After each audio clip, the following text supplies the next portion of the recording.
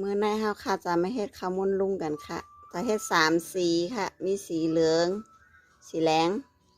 แล้วก็ข้าวกล่ำค่ะข้าวค่ะจะเฮ็ดข้าวมุนลุงมี3 ไส้ค่ะอันนี้เป็นไส้ถั่วเหลืองค่ะงามนกับน้ำอ้อยค่ะ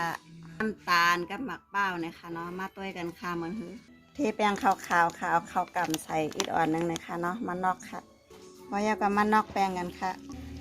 นี่ค่ะข้าวจะโนดมันเป็นก้อนจะไหนนะคะเนาะอันนี้ยาวค่ะอันนี้จะเฮ็ดสีเหลืองค่ะใส่สีอาหารค่ะเนาะก็ใส่น้ำค่ะน้ำเนี่ยก็มาโนดกันนะคะเนาะสีเหลืองโนดยาวนะคะเนาะลายโนดเหมือนกันหมดค่ะ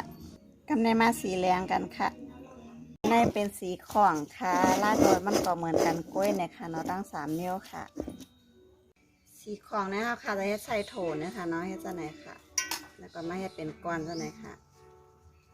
ปิดก่อนเฮ็ดข้าวมุนลุงเจ้าไหนนะคะเนาะเฮ็ดเป็นก้อนเจ้าไหนกูเมียวค่ะ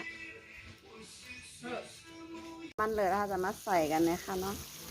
ทอดกันค่ะนี่ค่ะปันยาวก็มาโคเจ้าไหนนะคะเนาะใส่ตัวว่าหน้าตาจะเหมือนนี้นะคะค่ะโคยาวใกล้ยาวนะคะเนาะสีมันก็จะเหมือนเจ้าไหนค่ะ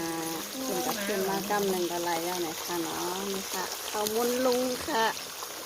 โคยาวก็มายัดน้ำมันเจ้าไหนนะคะเนาะนายค่ะหน้าตาเหมือนจังไหนค่ะข้าวมุนลุงเฮาค่ะยาวๆค่ะเหมือนนายไผไปยามได้กินด้วยกับไก่เฮ็ดกินกันด้วยเนี่ยค่ะเนาะ